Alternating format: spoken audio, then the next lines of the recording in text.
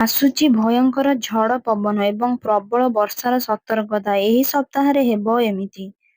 ଉତ୍ତର ଭାରତରୁ ପୂର୍ବ ଏବଂ ଉତ୍ତର ପୂର୍ବ ଭାରତ ପର୍ଯ୍ୟନ୍ତ ସାରା ଦେଶରେ ମୌସୁମୀ ମେଘ ପ୍ରବଳ ବର୍ଷା ହେଉଛି।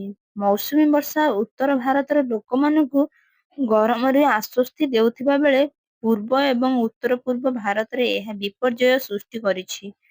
ପ୍ରବଳ ଝଡ଼ ଏବଂ ବଜ୍ରପାତ ବର୍ଷା ସହିତ ବିପର୍ଯ୍ୟୟ ସୃଷ୍ଟି କରିଛି।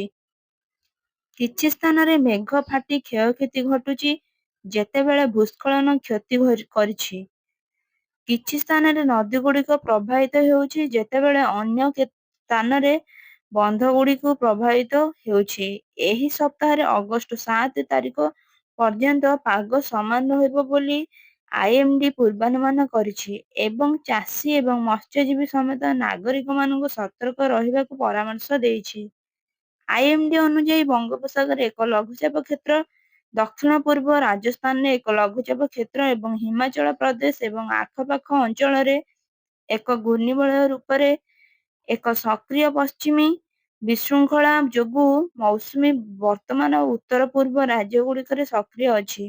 ଫଳସ୍ୱରୂପ ଆଜି ରବିବାର ଅଗଷ୍ଟ 2 ତାରିଖରେ ଉତ୍ତରପ୍ରଦେଶ, ବିହାର, ଦିଲ୍ଲୀ, ଏନସିଆର, ରାଜସ୍ଥାନ, ଉତ୍ତରାଖଣ୍ଡ, ପଞ୍ଜାବ, ହିମାଚଳ ପ୍ରଦେଶ, ଜାମ୍ମୁ ଓ କାଶ୍ମୀର, ଗୁଜରାଟ, ମଧ୍ୟପ୍ରଦେଶ, ଝାଡ଼ଖଣ୍ଡ ଏବଂ ପଶ୍ଚିମବଙ୍ଗ ବର୍ଷା ହେବାର ସମ୍ଭାବନା ରହିଛି। ଗୁଜରାଟ ଏବଂ ଆସାମରେ ପ୍ରବଳ ବର୍ଷା ପାଇଁ ରେଡ୍ ଆଲର୍ଟ ଜାରି କରାଯାଇଛି। ପବନ ବେଗ ଘଣ୍ଟା ପ୍ରତି 85 କିଲୋମିଟର ପର୍ଯ୍ୟନ୍ତ ପହଞ୍ଚିପାରେ। ଆଇଏମ୍ଡି ଅନୁଯାୟୀ ଆଜି ପଞ୍ଜାବଠାରେ ପଠାନକୋଟ, ଗୁରୁଦାସପୁର ଏବଂ ହୋସିଆରପୁରରେ ପ୍ରବଳ ବର୍ଷା ହେବାର ସମ୍ଭାବନା ଅଛି। ଅନ୍ୟ ଜିଲ୍ଲାଗୁଡ଼ିକରେ ହାଲୁକାରେ ମଧ୍ୟମ ବର୍ଷା ହେବାର ସମ୍ଭାବନା ଅଛି।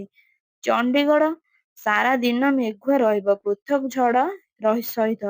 ହରିୟାଣାରେ ପଞ୍ଚକୁଲା, ଆମ୍ବାଲା, ଯମୁନାନଗର ଏବଂ କୁରୁକ୍ଷେତ୍ରରେ ଆଜି ପ୍ରବଳ ବର୍ଷା ହେବାର ସମ୍ଭାବନା ଅଛି। ଅଗଷ୍ଟ 5 ତାରିଖ ପର୍ଯ୍ୟନ୍ତ ସାରା ରାଜ୍ୟରେ ବର୍ଷା ହେବାର ସମ୍ଭାବନା ଅଛି।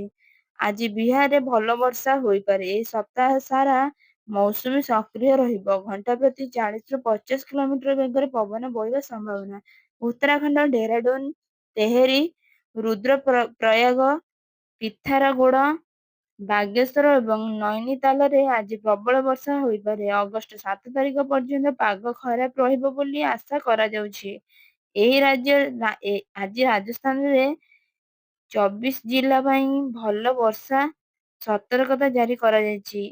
ଜାଲୋର, ପାଲି ଏବଂ ସିରୋହୀରେ ପ୍ରବଳ ବର୍ଷା ହୋଇପାରେ, କିନ୍ତୁ ସୋମବାର ଠାରୁ ମୌସୁମୀ ଦୁର୍ବଳ ହେବା ଫଳରେ ଗରମ ବୃଦ୍ଧି ପାଇପାରେ। ଆଗାମୀ 2 ଦିନ ପାଇଁ ମଧ୍ୟପ୍ରଦେଶରେ ବର୍ଷା ଜାରି ରହିଛି। ଆଜି ଭୋପାଳ, ଇନ୍ଦୋର, ଉଜ୍ଜୈନ, ଗାଲିୟାରା ଏବଂ ଜବଲପୁର ସମେତ 55ଟି ଜିଲ୍ଲାରେ ବର୍ଷା ହେବାର ସମ୍ଭାବନା ରହିଛି। ଅଗଷ୍ଟ 4 ରୁ 5 ତାରିଖରେ ପ୍ରବଳ ବର୍ଷା ହେବ।